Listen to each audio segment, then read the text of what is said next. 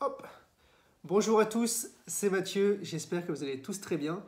Et aujourd'hui, je voulais vous parler de la musique, et plus particulièrement des écouteurs, des casques, des AirPods, et comment ceci nous grille un peu le cerveau.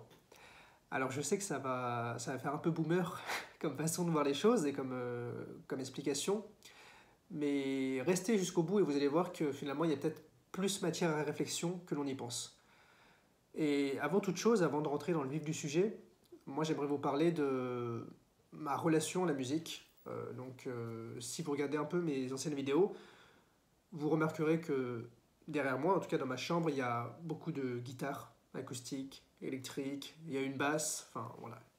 J'ai beaucoup d'instruments, j'ai toujours fait de la musique, j'ai baigné dedans depuis tout petit, et c'est vraiment quelque chose qui a fait partie intégrante de ma vie.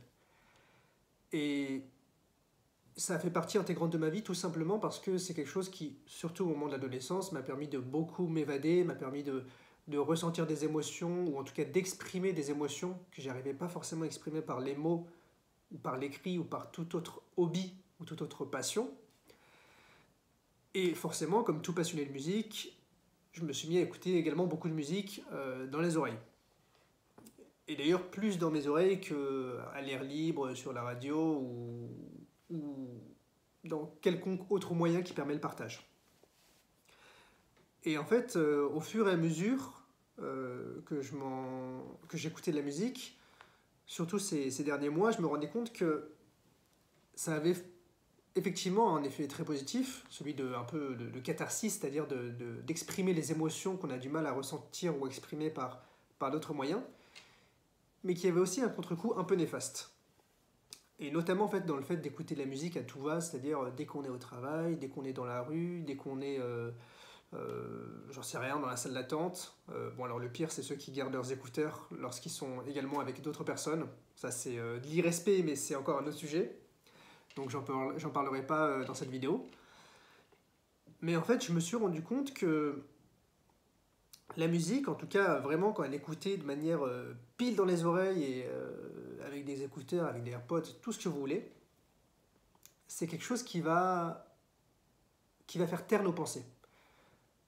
Je vous laisse voir la différence entre vous asseoir 10 minutes dans un siège sans musique et vous asseoir 10 minutes dans un siège avec de la musique. Bah forcément, les 10 minutes avec la musique, vous allez moins vous faire chier. Tout simplement parce que ça va un peu vous permettre de vous évader, de ne pas succomber à l'ennui. Et c'est là un peu tout le problème, c'est que je pense que cet ennui, il est vraiment nécessaire en fait. On essaye de plus en plus maintenant de l'éteindre par tous les moyens.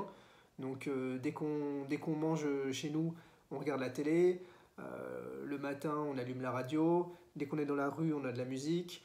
Dès qu'on est dans le métro, on ouvre un livre. Et je dis pas que tout ça, c'est des mauvaises choses. J'essaie juste de démontrer qu'en effet, l'ennui est quelque chose dont on veut à tout prix s'extirper et qu'on qu'on fait tout pour en fait ne pas y succomber.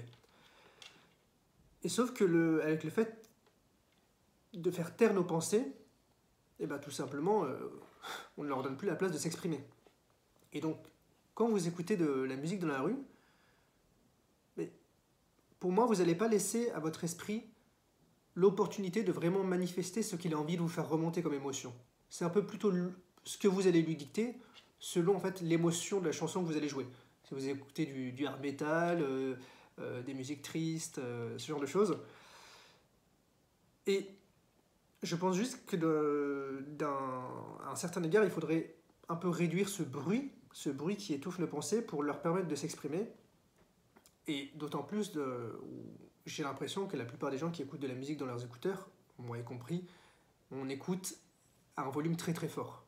Donc, c'est même pas qu'on brouille un peu nos pensées, c'est qu'on les étouffe complètement, parce qu'on leur donne même pas, on peut même pas s'entendre penser.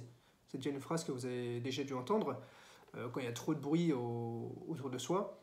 Et c'est vrai, nos pensées finalement, elles ont une sorte de volume, et lorsqu'on joue un bruit plus fort par-dessus, ben, le volume n'est pas assez fort pour qu'on puisse s'entendre penser.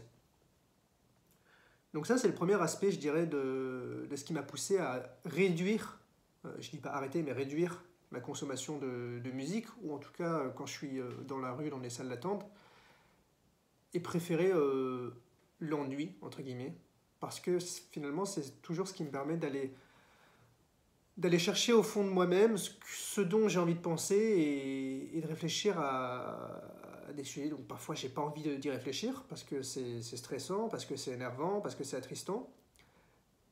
Mais c'est comme tout, on ne peut pas passer notre vie à fuir nos problèmes et à s'en évader. La deuxième chose, c'est que me concernant, et c'est peut-être pas le cas pour tout le monde, le fait d'écouter de la musique, notamment dans la rue, ça me plongeait vraiment trop dans mon monde. Et en fait, beaucoup de fois, je me suis rendu compte que je marchais, par exemple, dans la rue, et j'avais la tête baissée.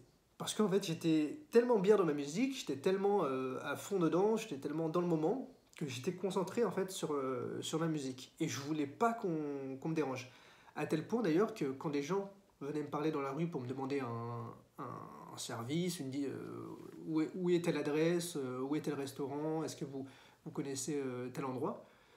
Mais en fait, j'étais tellement frustré qu'ils m'arrachent de mon monde un peu dans lequel je m'étais mis avec la musique, que j'étais pas entre guillemets, au top de moi-même, quoi. J'ai envie pas de les envoyer bouler, mais de m'en débarrasser le plus vite possible et de continuer ma rêverie. Et ça, pour moi, c'est un problème qu'on a tous, qui n'est pas forcément lié à la musique, mais qui, dans mon cas, l'est. Mais on l'a tous plus ou moins. Et c'est aussi ce qui fait que, de plus en plus, on a du mal à se parler les uns aux autres. On a du mal à échanger. On a du mal à oser se demander quelque chose. Parce que chacun est dans son petit monde, chacun est dans sa rêverie, et personne ne supporte qu'on en extirpe. Donc moi, c'est les deux points que j'ai relevés vraiment pour essayer en tout cas de réduire ma consommation de musique. Je ne sais pas si vous êtes plus ou moins d'accord avec ce que j'ai dit, mais en tout cas, si c'est quelque chose qui vous parle, qui résonne en vous, qui vous interpelle, n'hésitez pas à me le dire dans les commentaires. Moi, je trouve ça toujours super intéressant. Et j'espère que cette vidéo vous aura plu. Je vous souhaite une bonne journée et je vous dis à très bientôt. Ciao!